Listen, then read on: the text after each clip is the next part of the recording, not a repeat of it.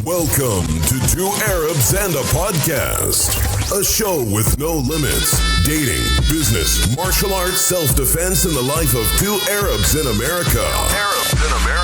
Ladies and gentlemen, please welcome your hosts, the owner of Warrior Academy, the son of an immigrant, international traveler, black rank in Krav Maga, a jiu-jitsu practitioner, and Brazil's national champion. And of course, 2018 Self-Defense Instructor of the Year, a bodyguard and military combative instructors, none other than Fraz Azar. Joined by his co-host, Omar Oswald, the owner of Warrior Tactical Training, published author, doctor of criminology, world traveler, fluent in 4 languages, a military combat contractor, and a first-generation immigrant. The show begins now. On a podcast. Firas, how's it going, man? Good, man. How you been? Good. We're changing scenery today. Yeah, we are. Before we jump on the scenery, I see you've been touring a little Mexico and all that. Sorry, guys, we've been disappeared because Omar decided to take his wife and jet off the border. Yeah, just Mexico, DR, and Mexico. And how was that experience? Because a lot of our crowds have been asking us, like, well, Omar's in Mexico. What is the difference? I'm like, it's amazing. A lot of people say it's dangerous. It's not. I went to Tijuana. I went to Cancun, Los Cabos. It's really amazing. So when you compare it to the Dominican Republic, and that was your last visit, right? Yeah. Let's say comparison-wise, I've never been to the Dominican, so I wouldn't know. Mexico is more of a party city. Okay. There's a lot of couple activities, but it's more party scene. DR is more chill, more family vibe, more relaxed, more like islands and tanning and enjoying food on the beach. So the family vibe, that's why you got me that Viagra rum. Exactly, yes. Yeah, he gets me this rum, and he said it's called Viagra, and I looked at it and it has cigars in it too. Oh, nice. Mama Juana. Nice. It's called Mama Juana. Mama Juana. Yeah. And he said, they say if you want to get somebody pregnant, have this. I was like, no. Well, that's what they told me, so I immediately gifted it to you. I don't want it. You're married. I'm good. I don't want it. Great. I'm good on that. I'm pregnant. I'm not. So yes, well that's great. We gotta tap into that more. So Yeah, we're exactly. planning the new year there or something. So. Yeah. Well, Donna, welcome. Thank you. Yep. Here's what we got for folks. So we changed the scenery. We are at the place. Actually, this is the barbershop where most of us in my academy come to, and it's called Whiskey Beard Barbershop. And the lady that's sitting beside me right here, this is Donna. I call her my sister. So if I didn't have a sister, this is my sister right here. And I'm not gonna say much. I'm gonna let her introduce herself, but. What we're doing here today, ladies and gentlemen, we're bringing out to light some of the businesses we got in the city of Kansas City. Because every time we say in Kansas City, people think we're in some suburb, there was cows, and we're just surrounded and all that stuff. So in the city where we're at, there's a lot of small businesses. And a lot of these small businesses are owned by minorities, which is most of us are. And when I speak of minorities, Donna hits that minority part because she is a woman. She's African American, and her sexual orientation is. I hit all the minorities. She hits all. Check. So yeah, she's a lesbian. Lesbian. So this is Every part. member.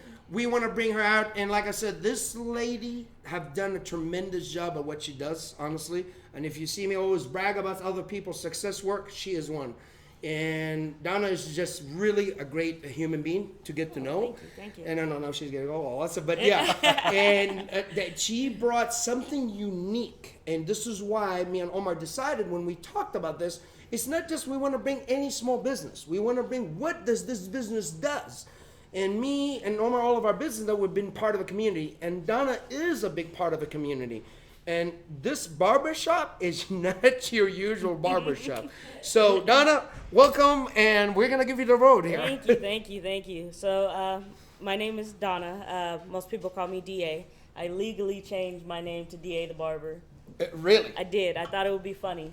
I was going to call her Don Donna because of her cigar. And You know what? Someone calls me that, too. Here My we go. guy Josh does. So, yeah, I legally changed my name. I thought it would be funny. My mom was in tears, but, you know. So that's legal? It's legal. So if I marry some woman, her last name is the Barber. Oh, wow. Okay. That's a unique last name. Yeah.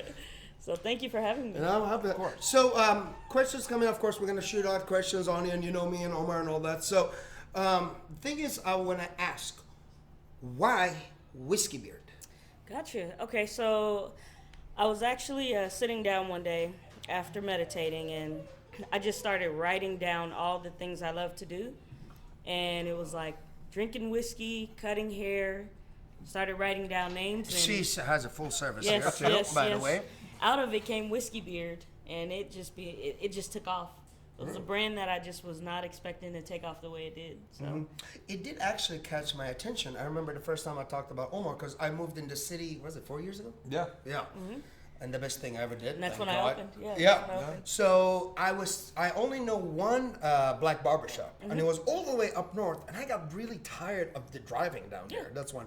And plus, when you're in the city, your vibe changes. Yes. You understand what I'm talking about. Very And I'm much. going to leave this to Donna to explain the culture, because we're going to get deep in barber culture, by the Yeah. way.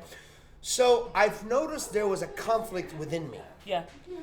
when I go down there, and it's nothing really about it's not, once we say this, people think prejudice and all that. You know how that No, goes. no. It is really such a different set of culture, and I think Don and Omar can hit on that when we talk about why in the city. I mean, Omar, half the time we're here. Exactly. You're like 10 minutes away from I me. spend and more you're- time downtown than Yeah. anywhere Yeah. else. So that caused me an issue. Yeah. So I started searching around. She was the first to pop up, and I was like, "Your first shop." Yes. Yes. And I was like, wow, that's 3 minutes away. I'm gonna go in, and I walked in, and it was like a small one. First, not this. This is a big place, ladies and gentlemen. You don't know how big this place is. And I literally immediately chatted with her, and I just got hooked. And I knew it was a different atmosphere. We became friends pretty. Oh yeah, we're quick. very fast. But I'm gonna leave it to Donna to explain to you. I mean, actually, I'm asked a question. Yeah. You said you told us how you come up with the name, right? Uh-huh. But I knew, and how me and you talked about. Remember when you first met me at my business as well? Yes. You knew that vibe and that culture. Totally different. Yeah, exactly. Yes. So I even did the same with my business. So what was your determination for the culture you wanted? So there's this thing in the black community called code switching. And so Code? Code. Code. CODE. Okay. So code switching basically is when you go into someone else's environment, you have to act the part. You have to assimilate. So my whole life, I was taught how to be accepted as far as in the corporate world. It was so exhausting that I had to be something other than what I am whenever I go into a business. So I wanted to create a space where people could feel valued, accepted, and loved without having to switch who they were. So I was able to do that in our environment. You truly can be whoever you want to be without feeling the need to act white or act black or act corporate or act gangster. Like whoever you are truly accepted here. So that's really where the theme came in for.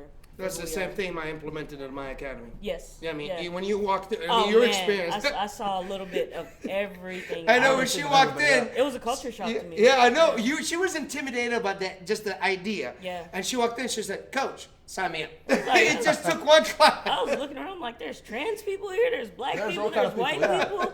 I tell people, I was like, some it's seriously a melting pot buff academy. ass gay dude. Like, what the, where the fuck Like, am I? everybody's there. Hey, Shannon, props to you, Shannon. Like, throw them under the bus. So what got you started in Kansas City? Say that again. Why Kansas City? Why Kansas City? Kansas City, so I'm from Long Beach, California. Mm-hmm. That will always be home. Kansas City is a different beast to me. Kansas City is where I grew as an adult. Like, Kansas City has my heart. So I wanted to start here because I received so much love here. And I didn't come out until I was 20. And I actually moved to Kansas City in order to come out. It was very hard to come out like around your friends and family because they only seen you in a certain way. Yeah. Even though down in California. Even in California, even with my super loving family, like Yeah. it is really, really hard to be who you are in front of people that have seen you in a certain way for so long. So I came to Kansas City and it was just love immediately. Like I wanted my roots to be from here. I plan on opening in other states, but Kansas City will always be home base. You're not moving. I am moving. Yeah, Here we go. I guess we're moving. I gotta go home one day. I gotta go back to California one day. I get it. I have to finish out there, but Kansas City will always have my heart. So do you think it was challenging coming out as a person of color? Because I know, like for Arabs, for example, or minorities in general, it seems harder to come out than the average person, I would say. Oh my God, yes. White Joe. Yes.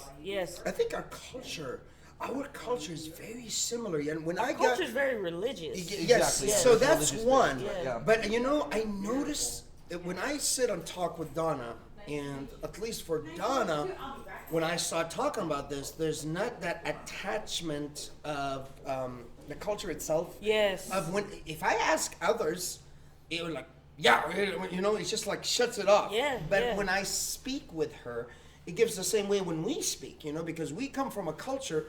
I honest to God, between Arab and African Americans, I just say the only difference is it's very similar. Like some of the stuff you guys happens, me and him joke. I was like, you know what's the only difference?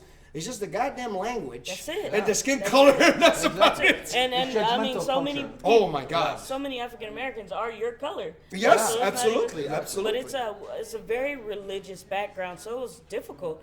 And I grew up two different styles. From a child to about 11, I grew up in a Baptist household. And you know, up until about 8, that determines like your inner voice as a child. So it was like riddled with guilt. And I knew very, very, very early, like I was different. My Barbie and Barbie used to kiss, not Ken and Barbie. So I knew very early, like there's something different about me, but I felt so much shame because of the religion. Religious. Yeah. So, and then when I moved with my dad, who recently passed away, and my stepmom, they're Buddhist. And it was just about love and energy. But I already had so much guilt and shame in me. I think that's why I ended up moving away from everyone, because it's like, I'm ashamed to be who I am in front of you, although you love me unconditionally. Yes. So it was just really easy to come out here and put the religion to the side and put people's expectation to the side and figure out who I was as a person. So the question is, okay, so you did not come out to your parents till you moved here? Or did they know? I didn't actually come out. So, two things. Okay. I didn't actually come out. My sister came out for me. Oh, wow. And she's like, oh, it was a secret? She's like, I was like, yes. And she was like, no, it's not. Have you seen the way you walk? And I was like, really? I don't know. I don't grasp on that. I mean, growing in martial arts, you've seen some of the women around. I mean, even some of the guys. Here's the funny story we're going to share, ladies and gentlemen. He's not with us. One day we're going to drag him, but he's a scene. One of my black belts, I even wanted to mess with her. And I was like, so what do you think about him? She's like, what about him? I was like, he's gay. She's like, no, he's not. No, he's not. He doesn't fit the standard. He doesn't fit the bill. He makes us. He looks more straight than us. Exactly. Yeah, and then that's what I started to learn with coming into myself is there is no. So I look gay, okay? Like, and I really don't think so. I purposely look gay. I mean, I grew up with people like this, so I don't know what. I try to look as gay as possible because I don't want to be hit on by a man. So, but I am sorry you're gonna get guys from come after you. Men are dumb. Guys are just. They don't get the I've learned that when I went to Missy B's. What happened to me? They I'm don't like, give a fuck. look at me. They don't I give mean, a fuck at all. yeah, exactly. And I be telling them like, bro, you have to be gay to be attracted to me because we look alike. But Shannon does not. I was like, he's not gay. He doesn't fit the bill that's in my mind. No, Like, no. and this goes now to what I was getting to, and she just hit it. That what is the word I'm looking for? The way we characterize. Yes, it's horrible. And label It's things. horrible. We can see somebody that is kind of feminine, and then I'm like, oh my God, he got 6 kids. So we were talking about even just the atmosphere in Kansas City in special. And this is why we're doing this. We will start talking about more about the business, but Donna brought up something true. And Kansas City gets such a bad rep. Yeah. And there's Kansas, there's Missouri, and there's Kansas City. The city itself It's its should be own pulled little out by place. itself. Yeah. Exactly. Yeah. So as we speak about, when we talk about, just culture, gender, race, and all that other stuff, It really doesn't matter down here. No. I mean, that's why you felt more comfortable to be in the city. I recently went to California, and I'm walking around thinking, like, could I hold my partner's hand out here? I feel so comfortable in Kansas City. Like, it's so much love. I can be gay and be safe in Kansas City. People are accepting here. Oh, God, yes. Yeah. Especially in the city. It really has changed over the years. Yes, absolutely. And so when we're talking about bringing up the stories about when we got to educate some folks. Omar had a fun one. What was that, Mexico or DR? No, DR. So I was in the resort. Dominican Republic, ladies and gentlemen. And just met this couple. They were annoying as fuck. And they kept talking to us. By the way, sorry, ladies and gentlemen, there's something about him. I don't know if it's his face. You attract annoying He has people. a magnet. No, here's what he attracts. So this how I've known him for so many years. And when he texts me, I was like, it's only you. It's fucking you. So for some reason, he always get the bumpkin. Oh, yeah. Tactical. I call them tactard. You know the guys that walk around, they think they're always in a shooting range? Yeah. And they got some supposed law enforcement or whatever bullshit going on in, let's say that they're doing a militia, whatever, that crap. Yeah. And I know because he had his background in being in Iraq and being in the wars and that, I don't know if they pick something and they're like, let's just get bigoted as hell, sit by him. No, literally. And he'll be texting me and filming them. And I'm like, do they know who you are? Do they know your culture? You have that vibe. That So I don't know. Here's what happens. So this guy comes up and meets us with his wife, and he starts telling me about guns. I'm like, nothing about me says anything guns or anything like that. So I just nod, and we get up and move on. So we're at the nightclub of the resort, and we're at the bar and having shots with two girls and a guy. Yeah. And this guy comes, the guy comes in all concerned, taps me on the shoulder, and he goes, we have to talk immediately. And I'm like, what just happened? Like, something must have happened. I'm really drunk. I can't even stand straight. And I'm like, okay, what's up? So me and my wife walk outside with him, and he goes, I just got to tell you this. I'm like, what? He goes, the guy you're standing next to is homosexual. And I was like, and the problem is what? Exactly? And I was really confused. I don't think you I ever was like, checked by your the Instagram or social media before. No, I no, wouldn't say that. No, I was like He really saw the confused look. by the statement. I was like, do you know me? Do you know who my friends are? Do you know what I do for a living? Like, what can I help you with? And he's like, I was just letting you know. Like, be concerned. I'm like, okay, we're just gonna move forward. It was the weirdest interaction. But here's something I want to ask you, though. This is interesting because we were talking about, which we're going to bring about when we're telling Donna about when we do the the domestic violence seminars me and you do, and how people like two Arabs are doing domestic violence.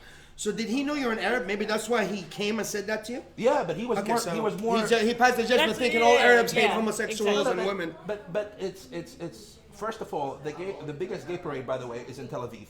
I didn't know that. Seriously, the I biggest will one. be there. Second one, Lebanon. Second one is Lebanon. Lebanon. They compete. No idea. Yeah, you should be single if you go there. Okay. Oh yeah, they compete every year. He can't go. He's bad. Okay, yeah. In Beirut, listen to this. Beirut, I've been to Beirut. There's more gay clubs than anywhere else in the world. Yeah.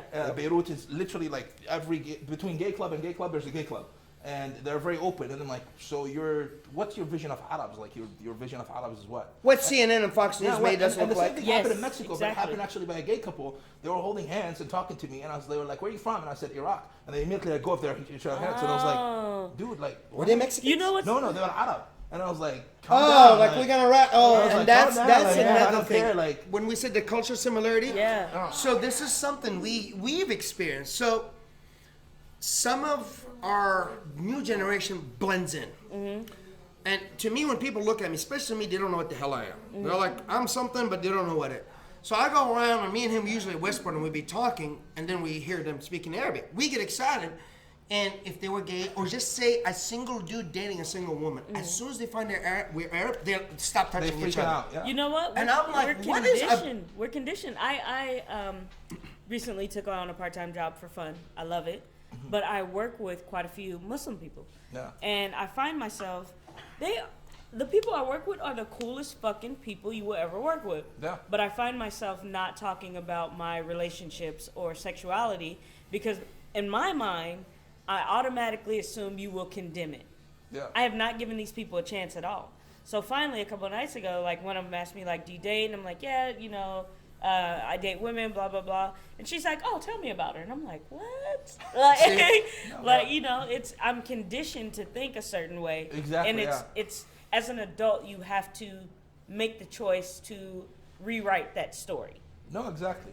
You know, it's not just a religion. There are people in this religion who have individual feelings, thoughts, and practices and beliefs. You know? Exactly. I mean, just think about me. When people first they see me, and then they find out what I do for a living, Yeah. what I teach, and then they find my background. Like, hell no, we're not gonna tell them what. If I looked at your title, I would think homophobe until I walked into your business and I was like, I'm home. And I tell you, I get it all the time. Me and him, anytime we travel, literally the labeling starts. Like they can tell, and once we start integrating, like we went to Mississippi's this weekend. Everybody just looked like, I'm like, God damn it, we're still like, got lost. Yeah. yeah, like it took them a while. I just want to dance. Yeah, it took them a while till they saw us. We're like, hey, and we're talking. And you know what? We have to go out of our way, and it's fine. It is not, when I say out of our way, it sounds like an obligation. No, to start interacting. We do have an obligation, though. But, As humans, like Yes. if as an evolved human, you have an obligation to learn, to travel, and to understand different cultures. And not just the culture, understand individuals. yeah, I agree with you 100% on that. What I'm saying, we push out to talk Yes. to random people suddenly because you can feel the tension. And you know, sometimes the ones that know us, but the others will be like, you know, here comes these guys bearded up and all that. It's like people are perceive images. Yeah. You know, like you might not know me, perceive an image about me, or vice versa. And that's the problem. People perceive these images based on they don't know the person. They never interacted with that culture. So they might be like, oh, I've never talked to an Arab. I don't know how they feel about this. So Fox told me that they might kill me. So I'm going to avoid this conversation. Absolutely. So it's and then when we have that conversations, people are like, hold on, they're cool people. Like, You're exactly right. And this is why I keep saying our cultures have so much similarities, even with the labeling between the Middle Eastern cultures and African American. And I don't care what they want to paint it here. They literally, and I will say it, shit the shit out of our reputation. Like Yes. literally, they say this is what they do. What is blacks? Let's be honest. Let's put it out there. What do they think blacks are? They're drug dealers or drug addicts. They beat the shit, aggressive. Yeah. They're always stealing. They're always broke. They beat the shit out of their women. What did they say about us Arabs? Terrorists. We beat our women, Terrorists. homophobic. We beat the hell out of our women. Yeah. We don't give women rights. Yeah. All of that. And it's funny, Omar the other day put up, and all of these guys just went dumb, quiet. And I was like, yeah, touch it. I'm like, I'm poking. I want somebody to say something.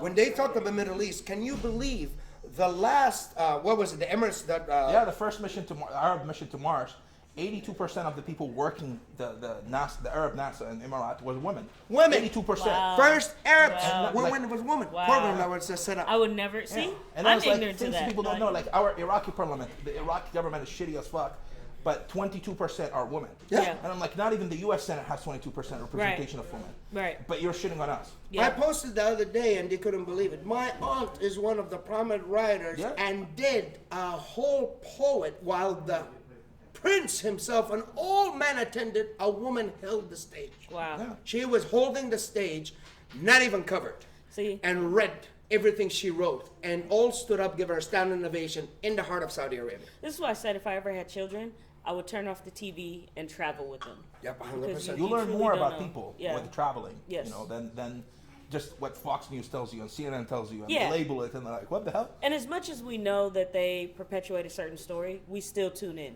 I don't know if it makes No, us feel no, better. absolutely. We because see it's it. interesting. It's like we have to see what's going on. Realistically speaking, it's not a selling story if they tell you an Arab guy loves his children and baked a cake. Right, like, So no. they show you the rednecks of the Microwave Arab him. world. They're like, Yeah. he wants to kill everybody and blow up. Yes. And then That sounds right. and they're not going to show you a black dude walking his dog. They're like, Exactly. oh, we're going to show you a guy who's just killed 6 people. Exactly. Like it sells news. Yes. Yeah. And that's what they do. They bring the rednecks and the shitty people from this culture and shitty people, and they just put them on TV, and they're like, everybody's like that. I'm like, Yes. no. The Arabs you see on TV are rednecks. Yes. The rednecks of the Arab world. That's our rednecks. We don't Let's even see- understand. Like half the time when they're speaking, I'm like, what are they talking? I don't understand what they're saying. Yeah. Yeah. Like that's not even Arabic. They're like, You know how deep this runs? Like, as I like to think I'm pretty evolved. I've traveled. Like, I've opened a place of love, and right now I have a free ticket to Dubai. And I was telling my coworker who's Muslim, and I said, well, I know I could go, but I don't want to go because I don't think that I would be accepted, like as far as my sexuality and my look. And she looked at me and started laughing.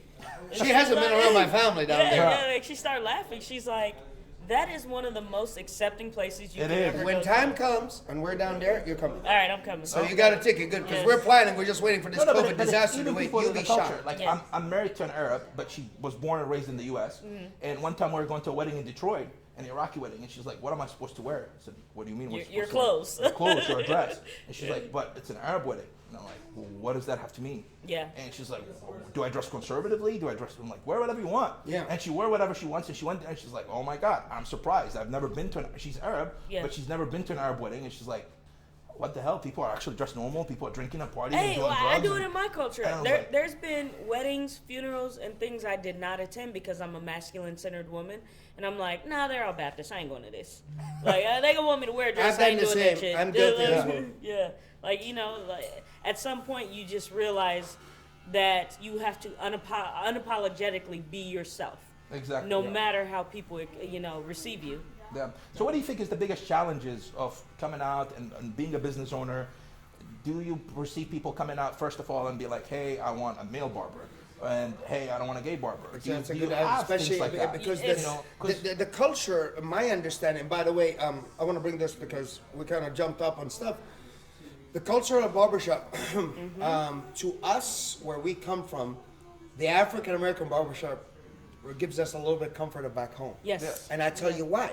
It's community Especially- based. Community, you Us chat, you talk. in Yeah. the Arab culture, barbershop is our man time. It's like, where we're going, we're gonna hang, and it's not about, when I say man time, just man, but Yes. it's just us out of home, and literally we'll be sitting, and we're catching up. Yes. Yeah. And when I moved here in 1996, and I went to all these whatever clips or whatever, and I'm like, Yeah. man, I feel like I'm Went in to a great clips. McDonald's. I didn't know much. You get the number one. Yeah, right. So I went to California, and I went to live with my Samoan folks. And I'm like, yo, I need to get my hair cut. And I told my great clips, and all the Samoans looked at me like, bro, Yeah. you crazy? How much you paying? I was like, I don't know. I just moved here in 1996, and I can't understand this. They took me. Can you believe one took me to Compton? I went to Hey. Compton and it was the best experience I ever had. And I looked at the guys and I said, these folks remind me of back home. It's just Our the barbershops are attitude. different. Like I just ran into a barbershop in San Diego, and in our barbershop they do tattoos. Yeah. I had a face mask while smoking hookah, and people are chatting. Like Yes. seriously, I had a full face mask while I'm conversating. Like Yeah. it's more of like go chill there for 2-3 hours. You're gonna do a face mask. You're gonna get waxed. You're gonna get a tattoo, and you're gonna talk Yeah, about random that's things literally and how we do have it. a relationship Yeah. advice, and then get out. Yep. So do you Yeah. think? So do you have that vibe here? Do you think it's challenging for men to open up? Yeah, so I have to shout out who I think is my barber mentor. It's Joe's 63rd Street Barbershop. Joe had like the quintessential community-based barbershop. It was, if you didn't have a father, you're gonna find a father here. You know, if you didn't have a brother figure, you're gonna find one here. If you didn't have a husband figure, you're gonna find one here. It was great, but it was, and this is not a diss on him. This is the way traditional barbershops are structured. That is the best barbershop I could have been in at the time for what I was going through. It was also very misogynistic and very homophobic. So I knew when I, and again, it was not him at all. It is the community and the culture that we were built on. So I knew when I opened mine, I was like, God, I want to implement all the things that Joe did. Like, Joe loved people. He's giving away turkeys. He's giving away money. If you come in without shoes, he's taking his off to give them to you. I want all those things. But I want the flaming gay man to come in here and feel comfortable. I want the super masculine woman to come in here and feel comfortable, like no matter what. So I just kind of took those things and made it my own. The funny thing is, like you were saying, did I feel comfortable or how would I act? I decided the mask I had to wear in the corporate world, I was not going to do here. And one day I woke up and I was like, God, I'm tired. It was my first shop. I was building out. I was still working in the corporate world. I was so tired. And it was like my first day of opening. And I said, I'm really tired, but at the very least, I don't have to put on a front. It was comforting. It's like, only thing I have to do is show up and cut. I don't have to pretend to be anything else. Sounds familiar, huh? Yeah, and I'm just like, oh my God, I think I got something. So as time went on, I just kept going with that theme. Like, you can walk in any way you want to be, but accept that this is what this is. I was about to say, you are one, and I gotta say something here, and this is my observation as a person, and you guys can disagree or agree. If you want to, you're very welcome to it. That's just what we do. I felt what Donna did different. She is very accepting to all. Yes. So let me... There's one rule. Yeah, well... Don't be an asshole. That's not an acceptance. That's just like, get the fuck out of here. That's what I do. I mean, that's the motto of my gym. You're a dipshit, you're gonna be thrown out of the door. Yeah, it's not gonna work here. That's the way it is. Yeah. But what I have observed of you that you do more differently, especially being a minority, and I'm saying you hit the minority. I mean, women, African American, and you know, just lesbian. Yeah.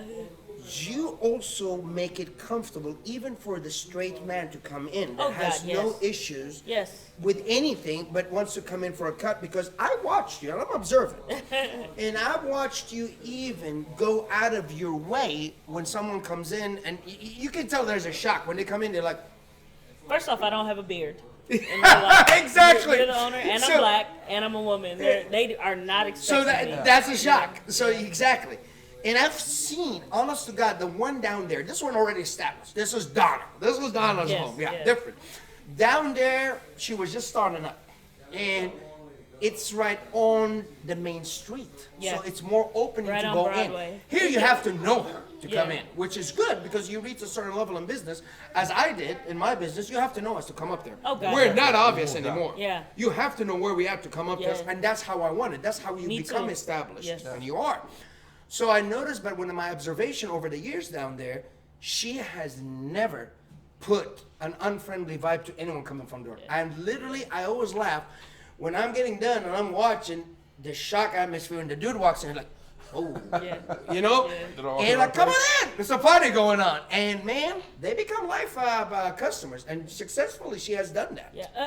You know, I'm so grateful, because not only have I not felt any like ill feelings towards anyone I've cut, and we've had thousands of people walk through. I have only had to put one person out, and it wasn't because like he was belligerent or anything. It was just like, you're higher than I would like to to be around. Like you are high on something else, so I invite you to never come back to my shop. I get it. Anyone else, we have been able to like really co-create energy with anyone, and it's lovely. But lovely. That's part of being part of the community, Casey. Yes. And they don't have the same views as me. If you're a Trump supporter, I have this rule: I will not convince you not to be racist, convince you not to be a bigot. That is your prerogative. But I want to understand, to an extent, why you are that way, and how you can come into my shop, look me in the face, and vote against my best interest, and you like me as a person. Like, if anything, I'm going to convince you, like, you really don't fuck with me like that. But I would never turn someone away based on their views. You know where you are. You know how far to go on your views, but, you know, you're welcome to express them in any way, shape, or form. And we receive it, because I may learn something from you. I may learn something from myself about you. Doesn't mean like I'm going to implement it in my life, but I may learn something that's like, okay, I understand how this person thinks. You know, so I mean, it's the same when people get to know us, like when they talk about us, oh, what are these guys you're voting with? We're like, we vote whatever we're. Or I might like to flat out told people, it's like, I have a history of voting conservative, but he's like, here's my reasons. Yes. When he talks about him, he's like, I'm flat out. He's like anti-woman, and I'm look at him. But he said, I got these certain things. Yeah. But here's the thing is, people are not honest. Themselves, number one. That's Trump conservative. Yeah. Huh? Not Trump conservative, just FYI. No, I didn't say that. Yeah. So that's kind of that, but there's a difference, because, of course, when you say the word conservatism, now it goes to extreme. You say liberal, it goes to extreme. And this is the There's danger. a middle ground. Thank you. And there's this danger. We came out from countries that had the extremes.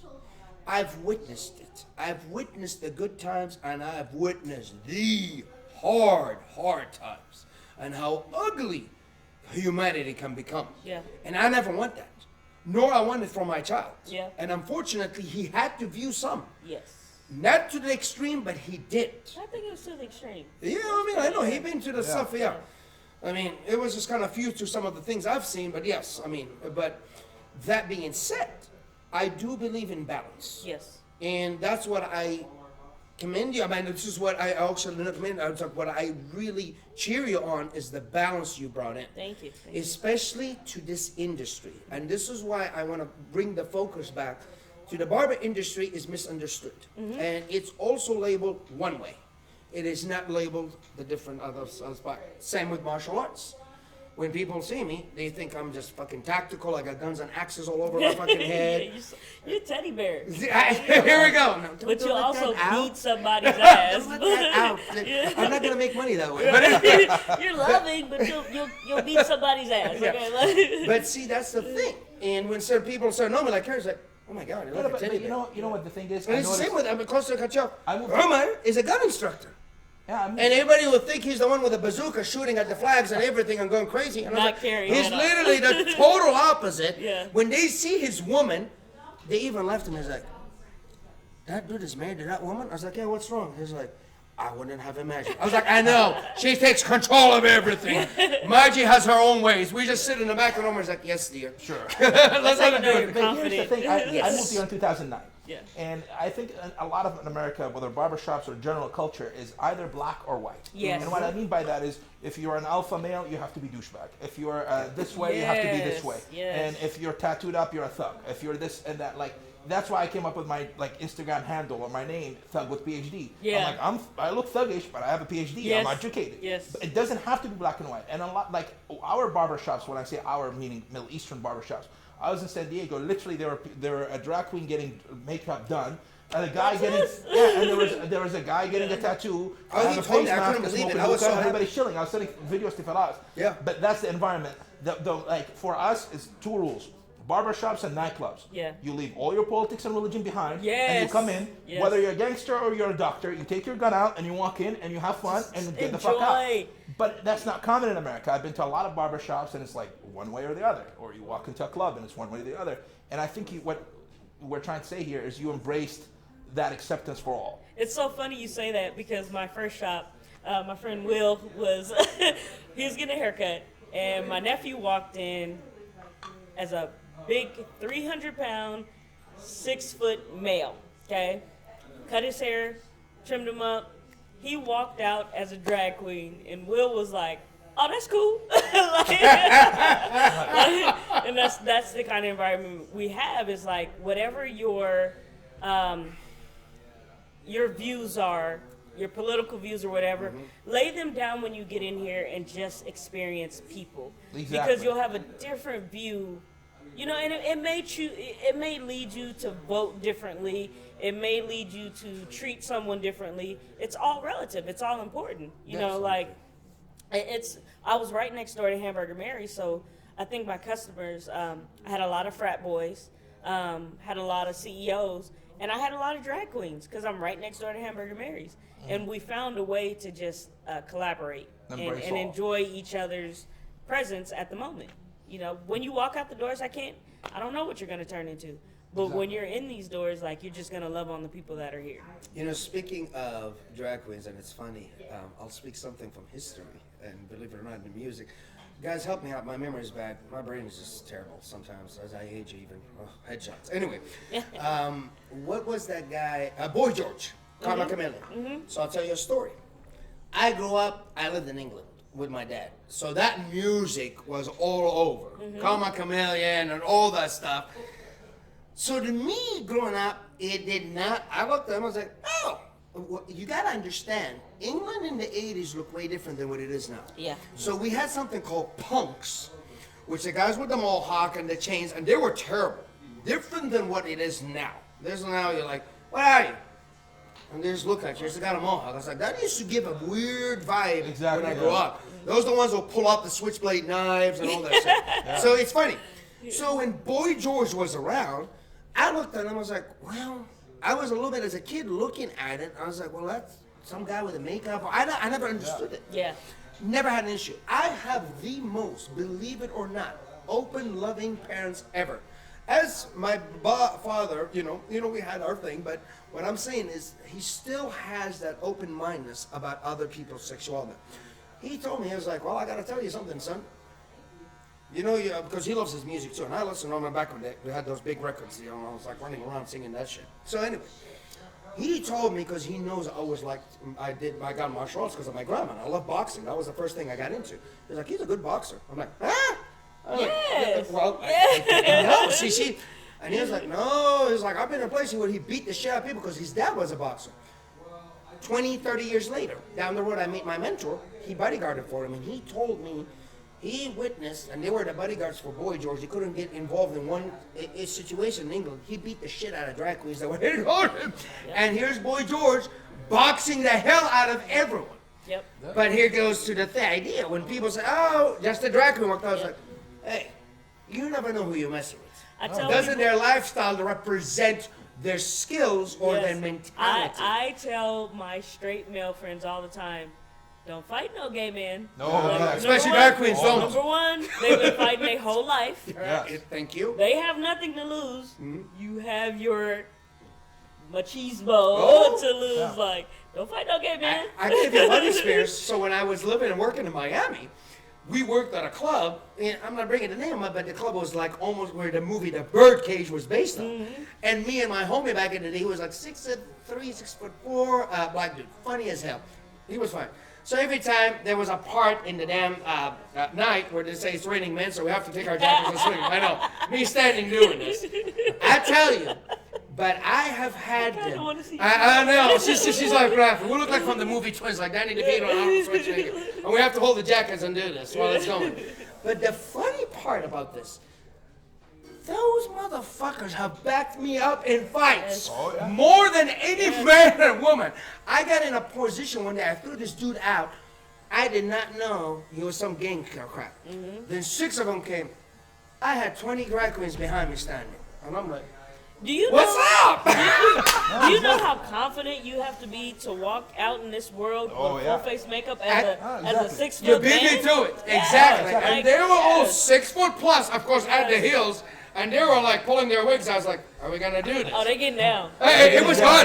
That fight did not happen. That fight did not happen. And I wish the phones existed because that would have been so viral. Listen, they will pull the hammer out on your ass in a heartbeat. Man, all I heard was, Frosty, we got this. And I'm like, all right, let's go. But back to that judgmental thing. Like, I teach guns, and I told you that. Yes. I've had more lesbians, gay dudes, and transsexuals get concealed carry permits than anybody else. Because and people are like, oh no, the only people who have guns are white dudes who look like this and that. I'm like, no. That gay dude you're fucking with is gonna shoot your ass because I train him. Yes. And I'm like, I know that for a fact. Like, that's the most people I have that attend the classes, and I'm like, I attended, and I attend CROV. I attend Cros's class, so I'm trained in guns, trained in hand-to-hand combat because I was like, You've been fighting all your life. Yeah, like in my mind, there's gonna be some dude, I date a beautiful woman, he's gonna challenge me, and I'm gonna have to fuck him up. Like,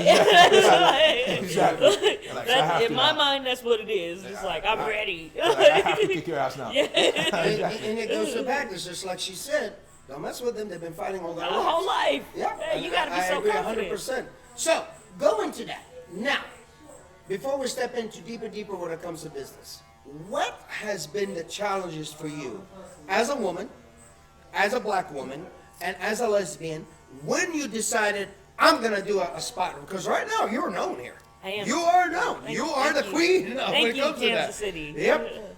But I know as I struggled, because I had to step my foot in and expose, and I was like, no, I'm not going to be like these bullshitters. I am open a place for everyone, and I promise you, I will make everyone fight. I learned how to fight, and look at what I did. Yeah. So what have you faced to get to the position that made Donna's Whiskey Barber? Tell us just before she answers, you do kick people out. I do. Yeah, Yeah. I remember You you kicked a rejected couple a out. guy on the phone who called and said, do you have gay men training? I don't want to train with them. He was a pastor. And he said, don't come. I remember the guy. Yes, He's like, don't come. yes. He's like, I'm a pastor. Is there gay men? He's like, don't come. Yes. but come. that's Love different. that. That's no. Yes. No, that's no. Yes. I didn't welcome everyone. I welcome, but yeah, I get it. Same thing. I don't welcome everyone. Everyone. No, that But, idiot. Oh my God, I it's- can't it's- believe he even called me. it's the You same- remember that one? Yes. Yeah, the Christ. pastor. It's the same thing, and I know I am going to catch so much flack for Oh, saying we all this. do every time, yeah. It's my own people. It is my own people. The most flack I've caught was from black people. Who's our number one against us, our podcast? Palestinians. and you know what? I don't blame them. When you grow up black, you grow up in a fraternity, sorority type of environment where this is how we think. Cult? This is how Should we yeah, call it? cultish. It is cultish. This is how we move. And yes, I am black all day long, but I'm an individual first. And I make my own rules. Exactly. And just so happens, 70% of my clientele are white males.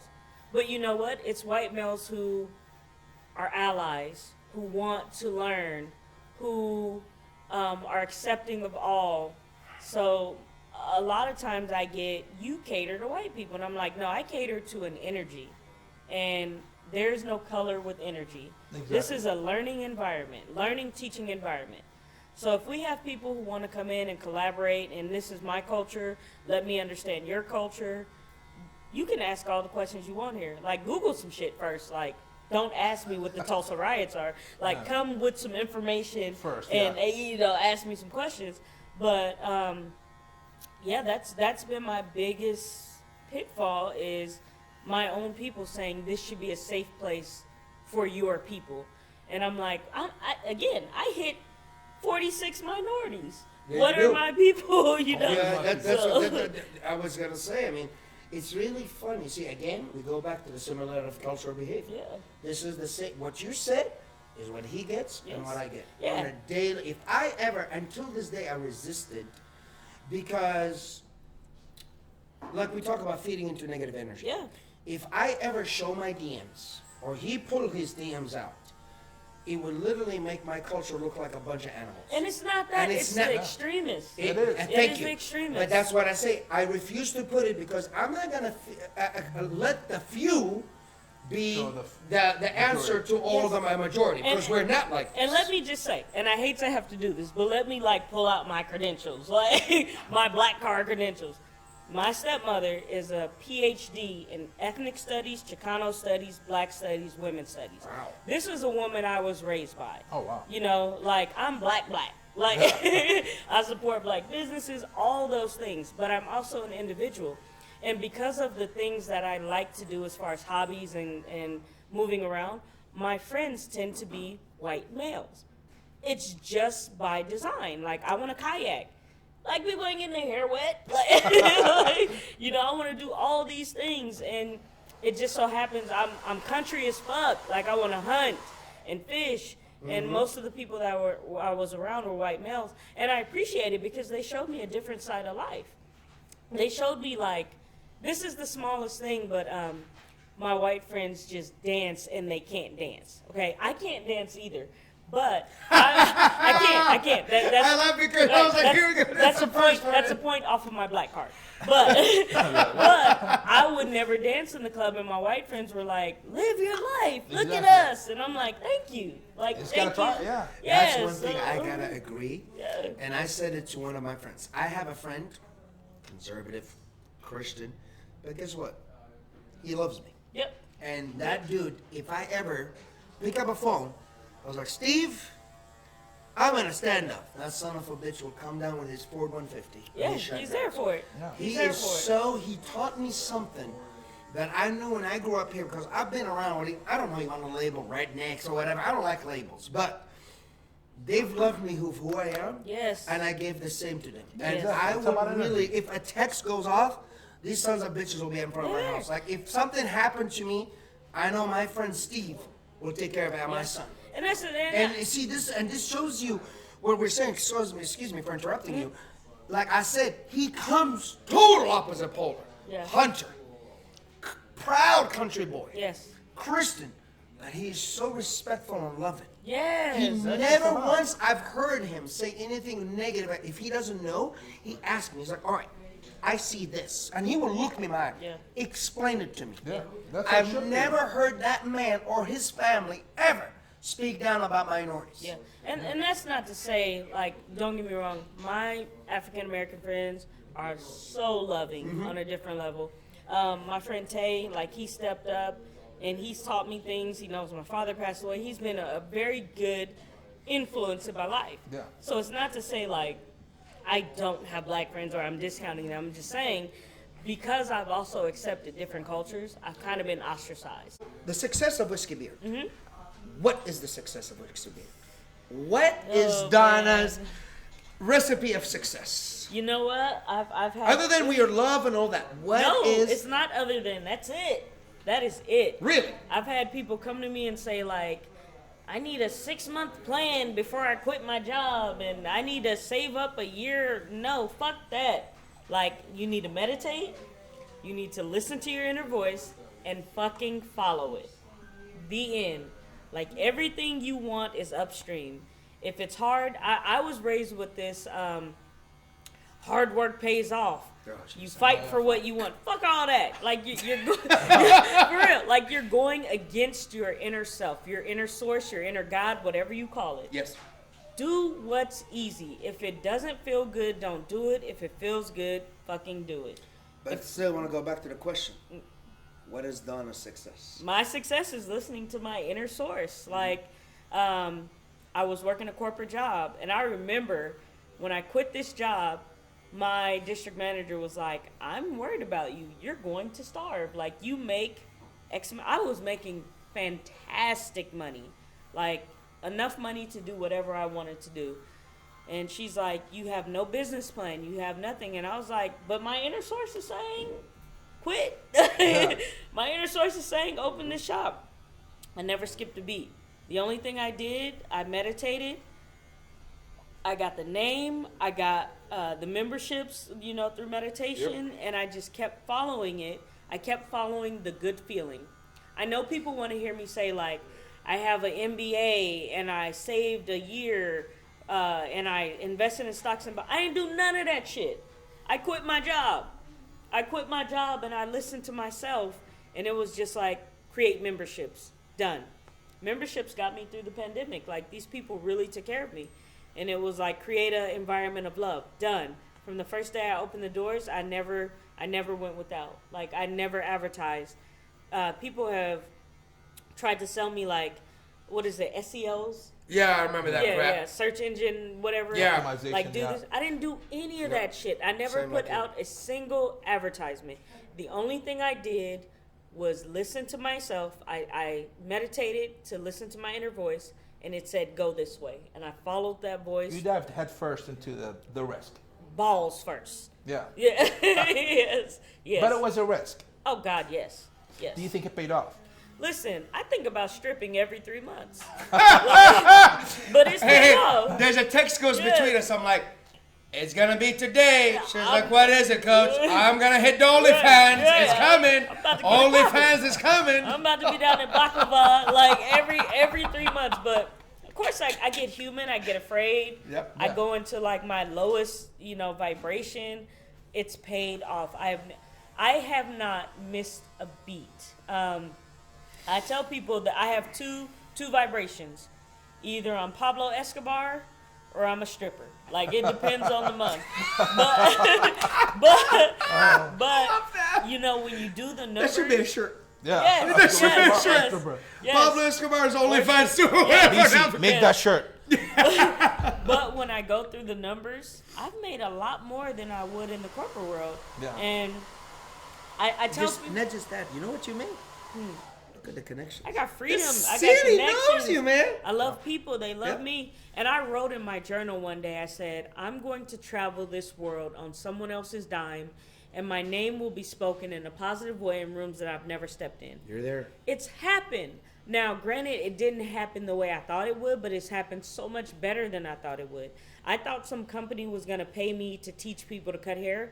It didn't turn out like that. Some company paid me to show up for a few hours a week to clean a plane, and they're like, you have unlimited flying. Cool. You see me for 5 hours, and I have unlimited flying. It wasn't the way I thought it was, but it was so much better. So it's rewriting that story in your mind that you think this is success looks like graduating college at 22, getting married, having 3 kids. That wasn't success to me. Success was, you know, like frolicking around Kansas City and, you know, flying for free and showing up a day at a time in Miami, like that, and having a staff that absolutely supports my vision to the point where I don't really have to step foot in my business. I call them, I support them online. I don't have to step foot here. Like that ended up being success. So I had to get used to looking at a different story. So I know that's not what people want to hear, but that's what it is. You can plan all you want, but unless you're in touch with like your inner source and saying this is the route of least resistance, it's not going to feel good. It's true. I feel like a lot of businesses or new businesses that come up, and I've seen few, they spend more time planning. They're like, we'll spend 6 months doing a website and 3 months projecting how much profits we'll make, and then we'll project what we do with these profits, and then we'll project this and that, and then they never open. Or if they do open, they fail because they actually spend more time planning. Or the business plan idea and the get into it. Like, I don't have a business plan. I don't think you have a business plan. I didn't. I had somebody explain. You know what? I don't have a business plan. I just took over. I've been in business for 5 years. I don't have a business plan. No, I don't either. I don't either. I've never written the only thing I've written down was in my journal, and no one has seen it. No bank has seen it. I have a friend, Dominic. Shout out to her. She's like my spiritual advisor. I won't like go into details about her business, but her and I do a lot of the same things. And she called me and she's like, I got a name. And I'm like, okay, well, what'd you do? Oh, I just went to sleep. I got a name. I got a plan. I got to look. What'd you do? I just meditated. I got to look. She is so successful. You may not know what she goes through, you know, within, but the outcome is so successful because she's doing exactly what she wants to do. I don't do a motherfucking thing all day long. First off, I get up at 10 o'clock.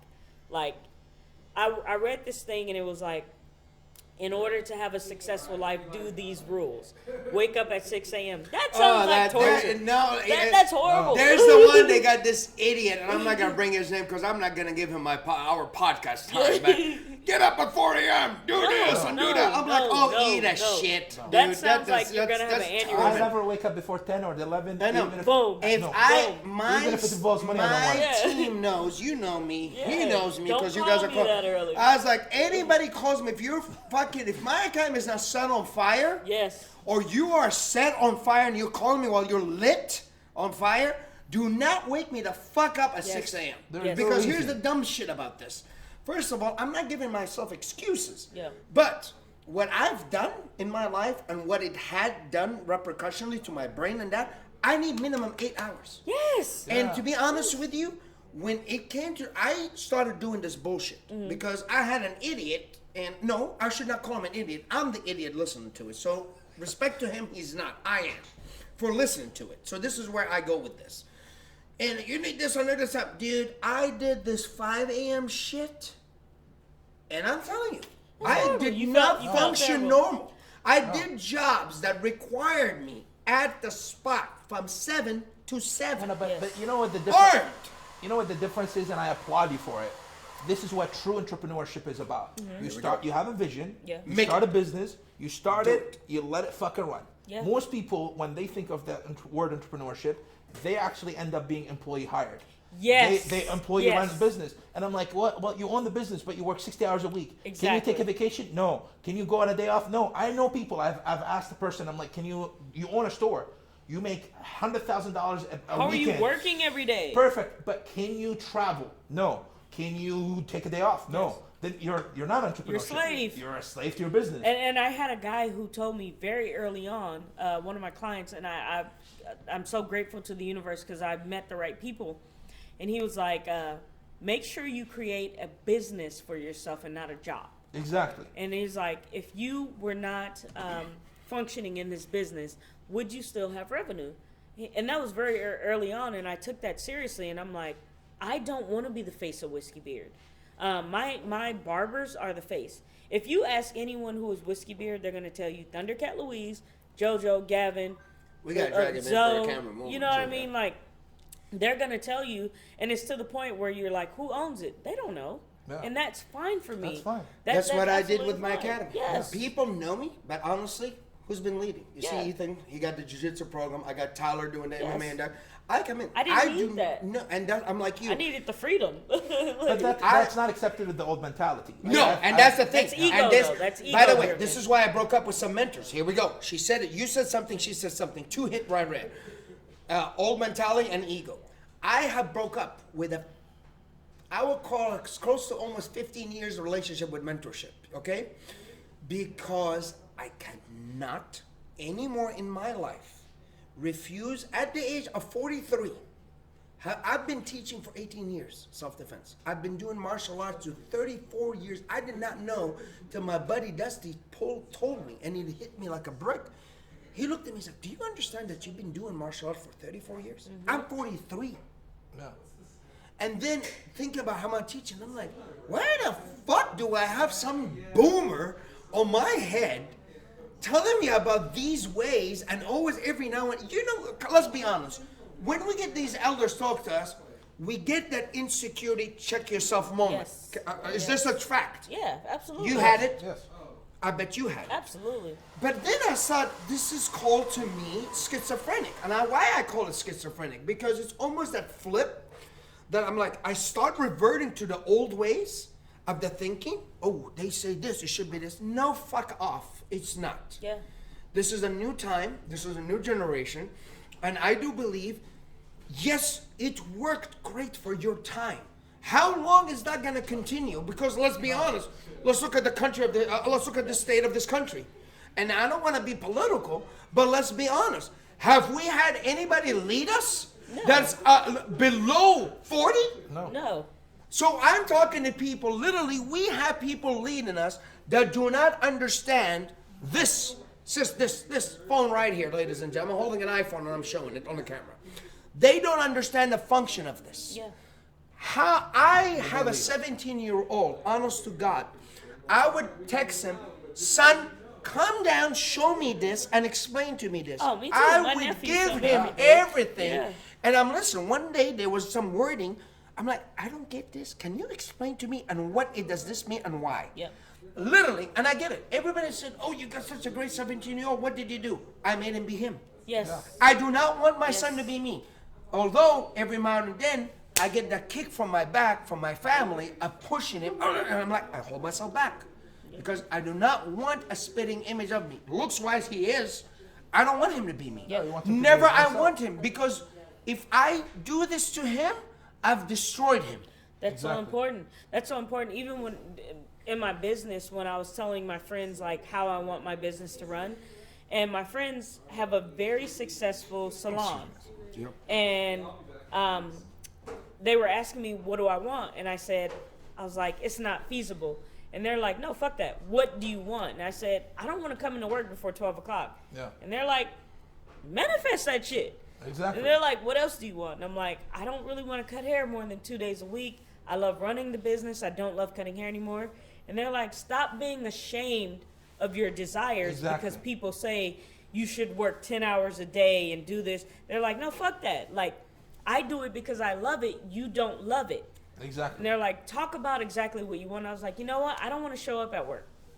I want to wake up at 10 o'clock. I want to support you online.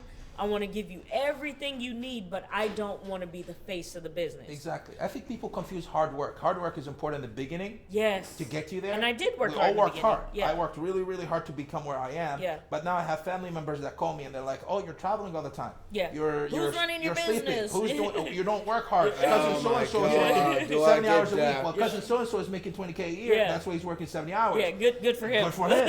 I don't have to work 70 hours a week, Yes. so I'm gonna choose to work 10 hours a week Yes. and relax. Yes. But I think the old mentality is you have to slay 12 hours a day to show that you're working hard and don't. committed. No, you don't. You know what? I'm working with these feelings of guilt because I'll travel and do all these things and be able to pay my bills and be able to pay my staff. And I'm like, ooh, but I didn't earn this. Yes, the fuck I did. You did. Like, I definitely Yeah, you earned did. that. Like, you know, it's It's rewriting that story over and over between what people told you, because that's what they had to do, and you really listening to your inner self who's saying, this is the path of least resistance. Let me show you how to get everything you want without killing yourself. Exactly. And that's the thing we forget about, is killing yourself. And absolutely, I agree. Because I have been instrumental. I'm not going to mention names so they don't lie. It's like, oh, coach, my family's going to kill you. And I was like, yeah, let them try. But anyway, I have so many students, when they ask me, literally, I would have even students or people, they always say, how do you know so many people? You know what I respond to them? No. It's easy. And they're like, how? I just talk. And they're like, Exactly. what? Exactly. I literally communicate with Exactly. everyone. Here's what was my success when I was a bodyguard. And I'm gonna, when this book coming, I'm saying it on air so nobody steals the shit. I'm like, Frost said it first, and I've said it. If I ever wrote a book, and this will kill the judgmental fucks out there, and I will say this, there will be a chapter in my book that will say, I have met and become honest friends with people in the porn industry more than the martial arts industry. Yeah. Now think about, just think about that title. What does that mean to you when I say that? I would say if I was in the martial arts industry, I'd be like, oh, he's saying fuck our industry. He doesn't respect it. Now, Like, now, someone step out. Just looking at it as you, as Donna, Yeah. reading that, what does that mean to you? like, you just love people and you find value in Exactly. people. I have relationship with, forget what, that industry, that's a job. Yeah. That's not, one of the most closest friend and the zenest human being used to be called the MILF of the 2000s. That was my client back in the day. I was gonna text, I was gonna text on, I was like, how the hell? Yeah, you know, like old women. Let me holla at her. Let me holla at her. Yeah, she's wifed up, so sorry. No, but I'm but good people with do that. get surprised sometimes when you know people. Exactly. Yeah. Literally, she's Buddhist. Yeah. She's more, that woman have done, and every time she'll send a text, she'll send me, brother, how you doing? Yep. This is how she always talks to me. Literally, if I say, I am in need of 10 grand for my kid, boom, just like that. But I would never do it. Yeah. But if the martial artists will be judgmental, now, I'm not saying all martial artists are, but I am speaking as to what we are talking in this podcast of her being a barber. What she is going through as in his industry of guns, of course, what they expect them to look like and sound like. And this goes back to you. So how did you manage to be Donna, Whiskey Beard Barber, in an industry that you just said very hard about cultural, misogynistic, or either you be a hair salon, whatever, you know how they are, or what they, there's a name to them I found out, I don't know what to do with hair salon women. Cosmetologist. Yeah, it has its own reputation. Yeah. How did you manage in the city, in the Midwest, in Kansas City, to be what you are right now? And don't tell me meditation. I'm talking about People are going to hate my answer. It's okay. That's about this podcast. The answer is meditation. I don't have another response for you. My only answer was really getting away, stripping myself down, and listening to what my inner self wanted. And then I followed that path. And along that path, I had to let go of expectations, which we talked about earlier. I had to let go of what success looked like to me, and I had to embrace the people that were coming to me. What was important to me? Safety, security, love, financial stability. I looked around and I'm like, this isn't how I envisioned it, but this is everything I got. Like, following my inner self through meditation was my path to success. I could tell you I went to a bank, I wrote down a 6-month success, they want the business plan and all that, yeah. I saved a year. I didn't do any of that shit. I quit my job. This is why I call her my sister. This is literally, she's did what I did, and this is why I call her my sister. Nobody believes me when I say that to them. Listen, I had this expensive ass Camaro, and I'm going to tell my business because it was like, this is where people are. I'm paying $700 for this Camaro that I loved. I made a lot of money. I was just like spending money. I didn't save anything because I had nothing to invest in. When I decided to quit, everyone was like, you're going to starve. You haven't saved anything. I meditated. My inner self was like, first thing, sell that car. Get the fuck out of that car. Cool. Go here. You'll have, and I didn't know what was there, but what was there was a cash card. Cool. Go here. What was there was a loan that I needed. Cool. Do this. What was there were stocks that I invested in. Again, I was not educated on stocks. The only thing I meditated on was what was next, quiet my mind, tell me what way to move, and it was like, cool, invest in this stock. And people hear that inner voice all the time, and they don't discount listen to it. Yeah, they don't They listen. fight with it. They call it a gut instinct, Yes. but they don't listen to that voice. Yes, my Yep. gut told me to invest in T-Mobile stocks. Knew nothing about stocks, and I was like, I don't know where this is coming from, but I'm gonna put some money in there. I put several $100s in there, cashed out at several $1,000s. Several $1,000s. Okay, I need to learn. Which, and again, I didn't learn. It was just listening to that inner voice. I still don't know what I'm doing in stocks. And it was like, okay, cool. So it was like, oh, I need money to build out my barbershop. The exact dollar amount I needed was the exact dollar amount I had in stocks. So when you say, don't tell me about meditating, that's all I can tell you about. Okay, really well. So, Yeah. but it goes back. You opened up and embraced I the had to. universe. Yes, I had Yes, to. so there is a way. Okay, Yes, so yes. that's internally. Still, we need to go back to Mm-hmm. a question. What made Donna, Whiskey Beard, business successful in business? What is the formula? What attracted There customers? has What to be attracted there. money? No, forget about the medication. You- Forget about the money. What made this place for people? You're gonna say love, okay? Yes. But also, you had to put something down. I know it, You had to say you had that vision. You had some. So what is? I mean, people think it's repetitive, but I want to hear from you. What did you make sure to become when you moved to this? Forget Okay. the first spot. Okay. This spot. Where is Donna is at right now? So at Yeah. this spot, Donna Yes. was established, right? Here we go. Donna Yeah. was established as a inner being, right? Like I was very in touch with who I was. Okay. Okay, this is the thing. There were some people So, that... sorry, Kata, you did a life change though. You did something a year ago, Yes. 2 years ago. Yes. Okay, so we want to get that. I mean, we're going to go talk about COVID a little bit before we go off Yes. because there's something me and her did. But I want to talk now that did this. Yes. You have went through a big change. I did. Okay. And it's going to sound funny, but again, I went through another change of meditation and, like isolating myself. And it told me I had to cut people out of my life. And it hurt me and some people. And it was people that I loved and I thought that would be with me throughout the long run. But the way I was moving and the way they were moving were different. Neither were wrong, which is what I finally learned. Because at first I'm like, oh, you got me fucked up. Like, I've helped you so much and blah, blah, blah. Yeah. That wasn't the case. The path I needed to go and the path they needed to go, the universe was saying, okay, this is where you guys end. So I really had to pay attention to the direction I needed to go in. I drew very, very clear boundaries about what was for me and what was good for me and my family and what was good for them. And it's not always a diss like we think it is. We think if you're no longer doing what I need, you're a bad person. It wasn't that. No, just different goals. These particular people, oh my God, I would love for them to come back into my life. But if they don't, I'm okay with where we ended. It was different goals. So I had to cut some people off.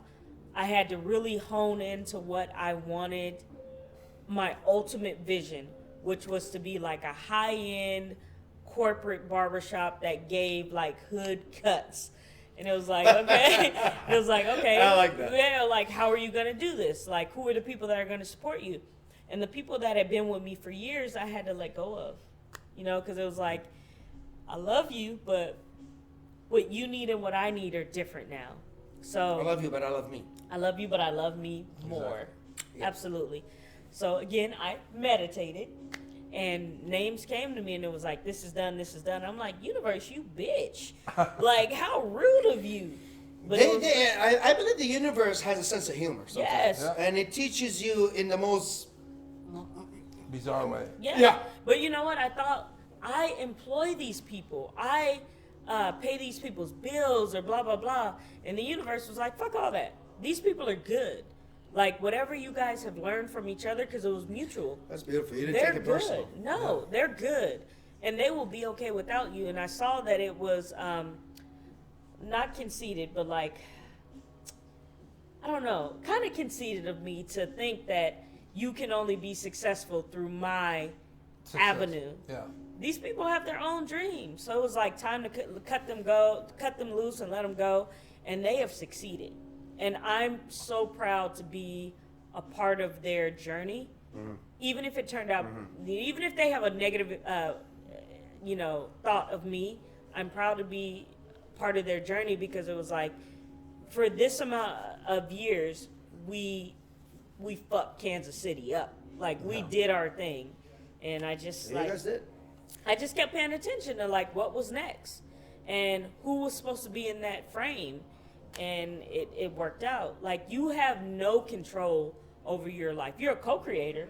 You can say this is what I like, this is what I want. You can leave it up to the universe, but you have no control of the details. So I kind of surrendered to the details, and the universe just took care of it. And I know people hate that answer because it's so obscure. They got to get used to it because honestly, I would say to what you're saying is true, but I will also take a moment here to go to something. I think this will reach out to a lot of small business owners in this city and a lot of cities. COVID time, pandemic. Oh God, yes. And I would never forget the day when, I'm not going to bring his name, but that imbecile, I call him. Shut us down, that guy. Milk dud. Yeah, milk dad. You know who we're talking about. Which now he's getting his ass licked with what he's been doing. Karma has its way, but I believe it will his time. So anyways, when that stupid order came happen, and we're not talking presidential, locally here, shut us down. And suddenly, nothing more disgusting and makes you feel inferior than when they say you're not essential. Oh man. My business got deemed essential. She got deemed essential. And I would never forget. Inessential. We were not essential. Huh? We're not essential. Yeah. Sorry, oops, sorry, accidental. Hey, English is second language. Yeah. We were not essential. Inessential, that's the word, right? Yeah, inessential That's or whatever. what- Is that what it is? Yeah. Fucking assholes. No, I get it. So I would never forget that day it happened. She was the first person I text. I'm like, all right, sis, what now? We were like, and she said, We getting on that pole, bitch. and I tell you what, she texted me, she's like, I ain't stopping paying you my membership. I was like, I ain't stopping coming to get my fucking haircut, even if it's under the bridge. Yep. And guess what? We didn't stop. We're here. Yeah. And I will give her one thing, and I'm giving her a hug for this, for standing. And I even, one of those, I said, I was like, get your fucking asses, go buy gift cards, go do this, Yes, go do this. yes. We did it. Because I tell you what, and this is something, and I hope our viewers listen to this, I am not hating against anyone that had a job that paid you during that time. This is good, proud for you. What I'm hating on is the fact that some of you had the audacity to judge us for making our limit. Because guess what? We didn't get no PPP for whatever fucking No. shit. We didn't get SBA. Kanye got it all. Yeah, Kanye got it. The Lakers got it. Yes, Shake Shack got it. Shake Shack got it, which till this day I haven't ate there. But, Me either. I stopped. I was like, Fuck I would never Never eat at again. that spot. Yes. If you're at the plaza and you're asking for that. Fuck you, Shake Shack. Yep. You- So, but what made the success of us being here? Each is other. Each other. Yes. And as I have her as my sister, I am her brother. We all stood up and we did that with same small business. I guess I can answer that question now. Where you're Yep. like, what made the difference between my business? I we depended go. on people, Yes. not corporations, Nope. not mentors, not money, not banks. I depended on people. But because you're a people's person. Yeah, though. but it was the same thing. Like when I called him and I was like, bro, I don't know what I'm gonna do. Yeah. And he's like, he was paying a membership each month. And he's like, don't cancel my membership. When I got it, you got it. And I was like, cool, when I got it, you got it. And we didn't have it at the same time. Yeah, if he comes up on one day, she came to me and was like, Coach, It's like, I'm I having a got money it. problem. I'm like, hey, I get it. Yeah. I get it. I'm not going to be judgmental against somebody that stood by me. Yeah. I was like, I get it, man. You got to do it. You It gotta do wasn't the banks that bailed me out. It Nope. wasn't. It was each other. It was people. Yeah. I every single member, and I'm so grateful to these members to this day. I called every single member, and I'm like, listen, bro, I will stop your membership. We're shutting down. I had one member who canceled, and that was only because he was in the service industry, so he didn't have money coming in. But every other member was like, I want to see you make it out of this. Keep pulling my money. And it wasn't a small, it was hundreds of dollars a month. Yeah. And my members were like, I'm essential, or I'm good right now. Keep pulling my money. But that's the universe connecting you with people that will take care of you. Exactly. And also that goes to what you mean to people. And to me, it was the most humbling. I cried one day. I sat in my room on my knees in my bedroom and cried. And I wrote a meaningful heart. I would never forget, and I'm going to put his name on here. He's very private. He's one of the Midwest strongman competitors. He's the biggest teddy bear giant we ever had. He got moved to Boston during this time, before when they shut us down. And I remember when he got laid off, I told him, I was like, he's like, Coach, I can't pay. I was like, what's up, Big Rob? He's like, I got fired. I was like, I know what this training means to you. Yeah. You get your fucking ass in training. One day when you pay me, all right? That's how you are. No. Yeah. He went to Boston and we got shut down. That dude paid 3 times. He said, first I saw my Venmo, $500 came in. I will put it on record, and he's going to hate this, and I want him to hear this. 500, he's like, get Adam and Shannon, go eat. I was like, what is this for, Big Rob? He's like, I will never forget that 6 months you helped me to train. I needed this because I could have shot myself. COVID was not 3 months. No. A full year and a half. Guess what?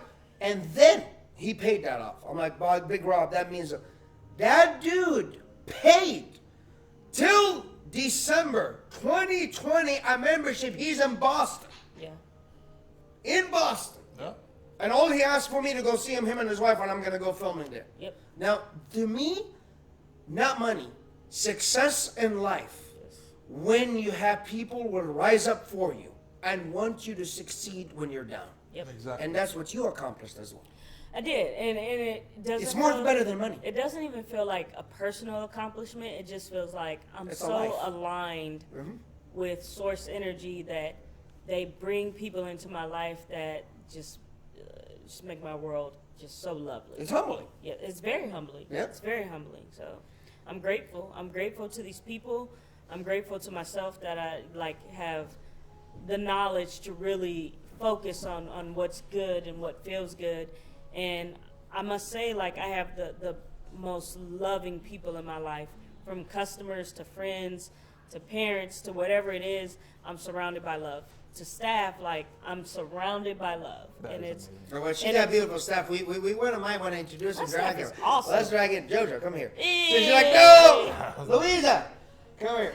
I call her Louisa. Yeah. So you gotta come this way. So I call her Louisa, but here's first Thundercat. She is the one that trims me. You gotta come down so we can see it again. JoJo, I thought your that's shirt was JoJo. off in there. So that's JoJo. I was like a JoJo naked. Where's Louis? Here we go. You gotta come down. This is Thundercat Lou, we call her. She's the one that makes us all look handsome. And that's JoJo here with. I'll let you introduce them. Yeah. So Thundercat Louise is my right hand, love of my life. Hey. That beard is gonna change the world. That's right. Yeah. This is JoJo. Shit can't get done without JoJo. JoJo went. It wasn't vacation. JoJo lost her grandfather and went to Puerto Rico, and we were mad at you. You selfish bitch out there. You lose your grandpa right now. Shit can't happen without JoJo. Downstairs we have Gavin. That's our skateboarder dude. He's so cool. We got Zoe. Zoe's our super buff dude. We have a type of staff that we love on each other. We fight with each other, but we're family. We're family. It's all love. There goes Zoe. Zoe always has on his headphones. So I don't know if you can hear. She's always on the phone. This Zoe's coming in camera. You gotta come this way, brother. Come this way, Zoe.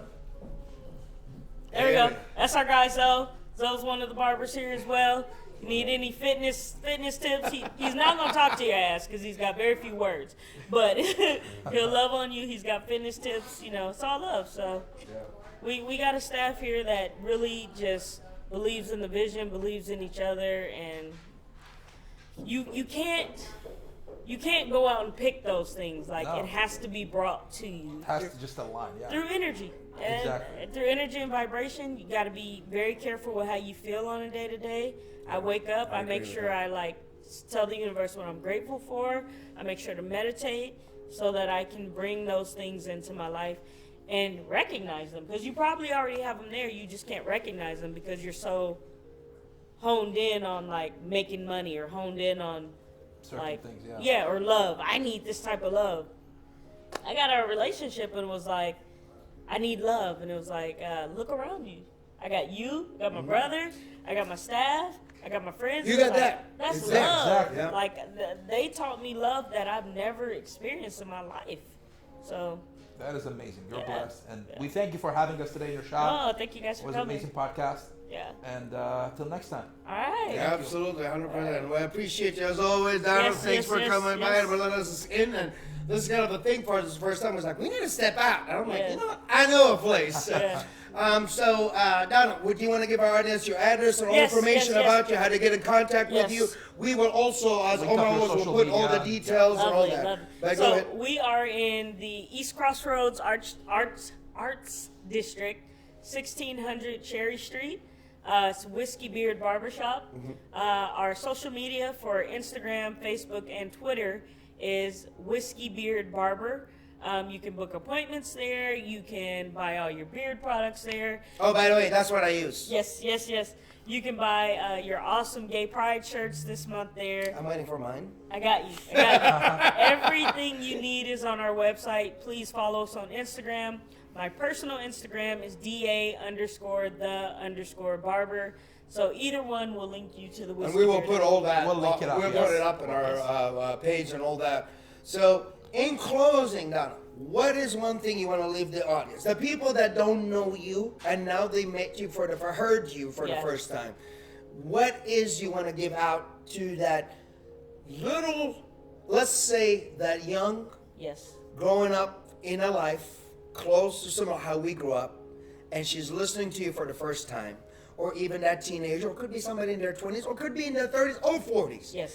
and they hear this for the first time. What they can take out of this from Donna. Care about how you feel on a day-to-day. If you feel bad, either take a nap, meditate, make yourself feel good, because that is the only thing that matters, is the vibration you put out, because it's going to determine what comes in. Maybe reevaluate religion if it makes you feel guilty. Like, reevaluate it and just go to, I'm not saying God is bad or anything like that. God is great. Source is great. Yes. But stick with what makes you feel good. Don't worry about people's perception. And it's so hard because it's 95% of the people you meet are going to be about perception. So you're like, oh, 5% is what I should be listening to? Yes. Listen to the 5%. Go away from the masses. So. I appreciate it. And ladies and gentlemen, this is one of our first series, of course, because we're celebrating Pride Month, and we Yes. also want to bring the minorities up here. It's my gay birthday. Remember you told me that? And we got a couple more coming up. Of course, the genius Omar is working on putting this all up. Without him, I wouldn't be able to do this. I know he looks like a meathead. He's the He's nerd. so sweet. He's so sweet. I He's know. so smart. Yeah, that's what I'm saying. Everybody sees him. They're like, "Oh, that's the meathead of the girl." I was like, "Actually, I'm more meathead than him. He is so the smart. smartest one out of everybody, and the most loving. And I'm loving, but Omar's loving. So once Omar puts all that stuff up, we're kicking it off. Again, the only time we're late is Omar's traveling now south of the border. Now he found a new home, and he can't stop us going. And I am jealous and hating on him. Maybe for next that. podcast from Mexico. Hey, there we go.